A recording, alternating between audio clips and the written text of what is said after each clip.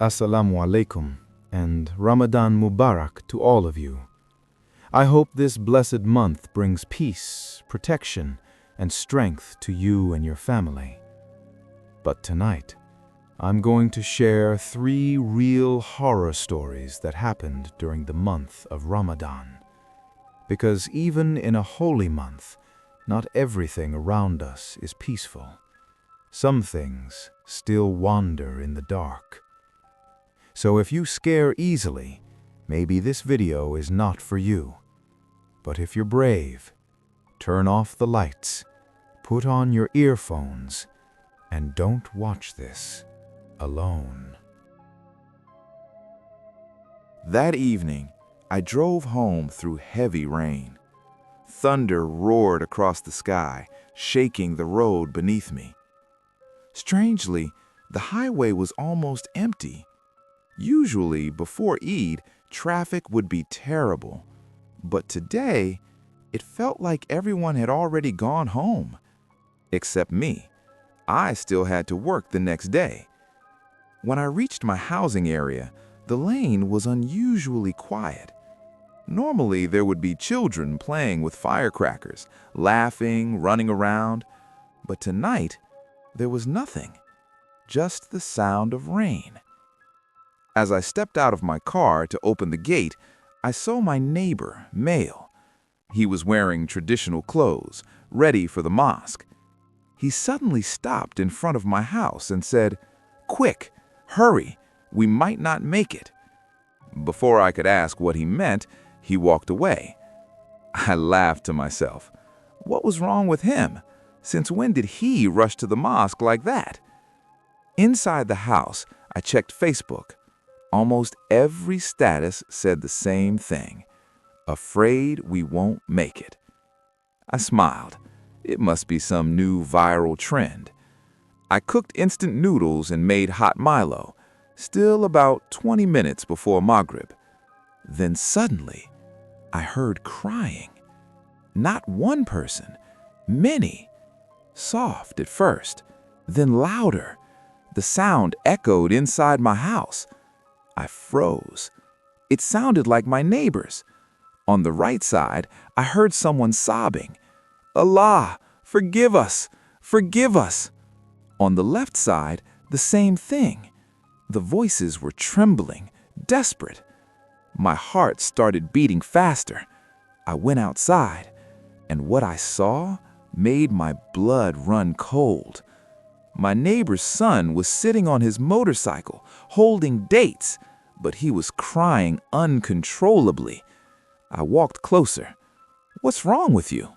I asked. He didn't answer. He just cried harder. I looked at my watch.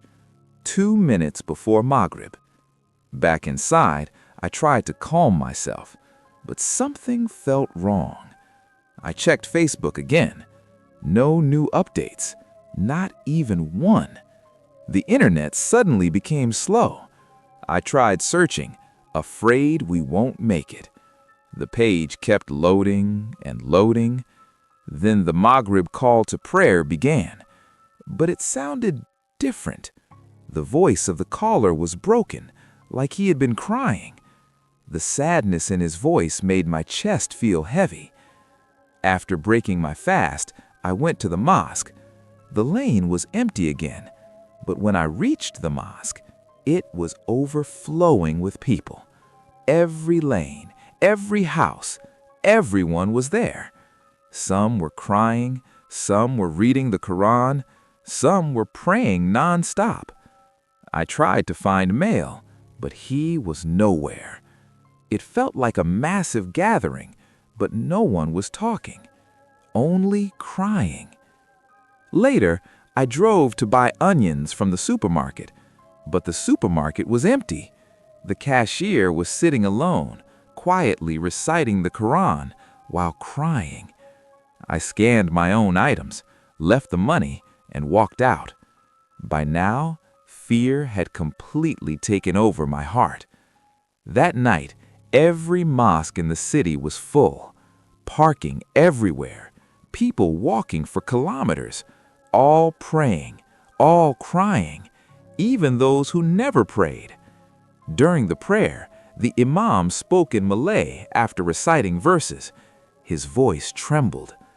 Tonight, we were reminded of a hadith, a prayer made by Angel Jibril, a prayer that the Prophet himself said Ameen to. The entire mosque went silent. The imam continued, "Woe to the one who reaches Ramadan, but leaves without being forgiven." Suddenly, people began to cry loudly. The imam's voice broke. We realized tonight might be our last chance. What if we don't live to see the next Ramadan? What if we die before we are forgiven? Fear spread like fire. I found myself crying too. I whispered, "Ameen, please forgive me. I am afraid too." That night, the entire country cried. Not just Muslims, even non-Muslims. People feared death, feared regret, feared the unknown. No one talked about Eid. No one talked about celebration. Only one thing mattered: forgiveness. But what terrified me most was the next morning, when everything returned to normal. The streets were busy again, children laughed, people prepared for Eid, as if nothing had happened. I asked Mail. He looked confused. "What are you talking about? I never went to your house last night." My blood turned cold. I asked others. No one remembered crying. No one remembered the mosques being full, except me and one more thing. That night, before sleeping, I received a notification, a message from an unknown account. It only said, "You were not supposed to wake up." This happened just before the month of Ramadan. As Muslims were preparing for fasting, many people were also planning small businesses at the Ramadan Bazaar. One of them was Ferris. He wanted to sell soy milk to earn extra income. The location he chose was an empty piece of land near his house in a quiet village. But there was one problem. Right next to that land stood an old, decaying house, and inside lived a man the entire village feared. Everyone called him Haji Rahman. His wife had passed away years ago. He lived alone, but people whispered that he was never truly alone. The whole village believed he kept dark entities as companions. Some said he had made a pact with them long ago. As he grew older, Haji Rahman became forgetful. Sometimes he would wander around his house, talking to people no one else could see. The villagers pitied him, so they still sent food and checked on him from time to time, but no one dared to go near his house after sunset. Ferris knew all of this. In fact, years earlier, out of curiosity, he had visited Haji Rahman with a friend. They pretended they wanted to learn forbidden knowledge just to see the truth. Surprisingly, the old man agreed. At first, Ferris said, they appeared as cats, 7 of them, but they were huge, almost the size of dogs. Their eyes never blinked. Still not satisfied, Ferris asked to see their real form. The cats slowly twisted and stretched until they became giant snakes, their bodies thick like tree trunks. But Ferris kept insisting. Finally, Haji Rahman sighed and told them to look carefully. That was when they saw it. 7 tall black figures. Their bodies were unnatural, like shadows given shape. Their eyes glowed red in the darkness. The air around them felt heavy, suffocating. When Haji Rahman realized they had only come out of curiosity and not to serve him, he became furious and chased them away. Later, Ferris once asked him, "Why don't you get rid of them? You're already old." Haji Rahman just smiled. "I love them. They've protected me all my life." Because of that, Ferris believed those creatures would never disturb him.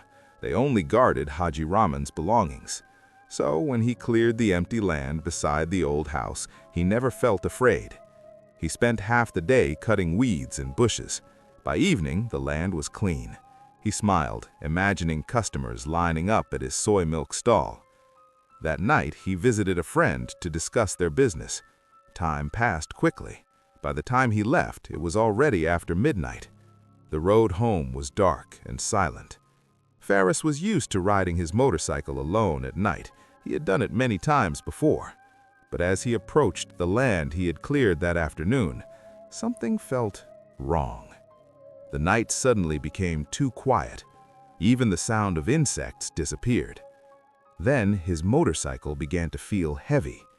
At first, he thought it was his imagination, but the engine started to struggle. A few seconds later, it died completely. The road was empty, no houses nearby. Only the old man's house stood in the distance, dark and lifeless. "What's wrong with this bike?" he muttered. "Did the fuel run out? Flat tire?" He tried starting it again. Nothing. As he sat there confused, his eyes slowly lifted toward the side mirror, and that was when his courage shattered. Someone was sitting behind him. The figure was tall and thin, its skin dark and rough. Its long fangs hung down almost to its chest. It was staring directly at him. His body froze. He couldn't breathe. His heart pounded so loudly he thought it would burst. Without turning around, he began reciting verses from the Quran under his breath, again and again. His hands trembled as he tried to start the engine. The motorcycle suddenly roared to life. He didn't wait. He sped forward without looking back. The moment he passed the cleared land, the bike suddenly became light again, as if nothing had ever happened. Only then did he realize the weight earlier was not mechanical. It was something riding with him. He reached home, but he didn't get off the motorcycle. He sat there for minutes, trying to calm his shaking body. After that night, he canceled his Ramadan business. It was not the first to be disturbed. One of his brother's friends had once tried to move a wheelbarrow full of soil near Haji Rahman's house. The soil was light, but he couldn't move it at all. His father thought he was joking. But then Haji Rahman suddenly appeared and shouted, "Stop disturbing them." Immediately, the wheelbarrow became light. Later, the old man explained that his companions had been sitting inside it. From that day on, Ferris never went near that land again, because he realized something terrifying. The creatures did not only guard Haji Rahman's house, they guarded everything around it. And anyone who entered their territory would never truly be alone again. Let me introduce myself first. You can call me Lena. I'm not the type of person who can see spirits or supernatural things. I've never experienced anything like that before. That's why what happened to me still doesn't make sense until today. This incident happened when I was a student at a matriculation college in the northern part of Malaysia. It was in the state of Kedah. If you know, there are only a few colleges there, and many students believe the place is haunted. But back then, I never cared about those stories. I thought they were just rumors to scare new students. Until one night, something decided to prove me wrong. I had 3 roommates. I'll call them Sarah, Nadia, and Maya. We were all from the northern region, so we got along very well. Our room was on the 3rd floor, Black Sea, directly facing the mosque. The college itself was built in a quiet and isolated area, surrounded by trees and empty land. At night, the silence there felt unnatural. This happened during my first semester. Like most teenagers, I had a boyfriend at the time. He wasn't even from the same college, so instead of meeting, we talked on the phone almost every night, sometimes until morning. I was addicted to it. That night was a weekend during Ramadan. My roommates and I finished our assignments early. Around 11 p.m., I started my usual habit, talking on the phone. By midnight, Nadia and Maya were already asleep. Only Sarah was still awake, listening to music with her earphones. The main lights were off. only our study lamps were on. I was lying on my side, facing the wall while talking. After a few hours, I suddenly heard the sound of our room door opening and closing. I turned around. Sarah was gone. I thought maybe she went to the toilet. I checked my phone. 3 a.m. I felt guilty for a moment. It was Ramadan. I should have been praying or preparing for suhoor. Instead, I was wasting time. But I ignored that feeling and continued talking. About 5 or 10 minutes later, I heard the door open again. I assumed Sarah had returned. I didn't even turn around. Then, suddenly, I felt someone shaking my shoulder. I froze. Slowly, I turned. It was Sarah, but her face. She was pale, completely pale. Her lips were trembling. "Lena, please, come with me to the toilet. I need to go. I'm scared." That shocked me. Sarah was the bravest among us. She never got scared of anything. But seeing her like that, I agreed immediately. Our hostel was shaped like a square. The toilets were in the middle of each floor, between the rooms and the staircases. From our room, we had to pass 2 rooms to reach it. The walk there felt normal. Sarah went inside one of the cubicles. I waited near the sink. When she finished, we walked out. To return to our room, we needed to turn right. But for some reason, my eyes turned left. And that's when I saw her. At the far end of the corridor, near the staircase, there was a woman in white. She was wearing a prayer garment. Her body was facing me, but she wasn't standing on the floor. She was floating behind the balcony railing. Her feet weren't touching anything. Her hands were hidden inside the garment, like someone praying.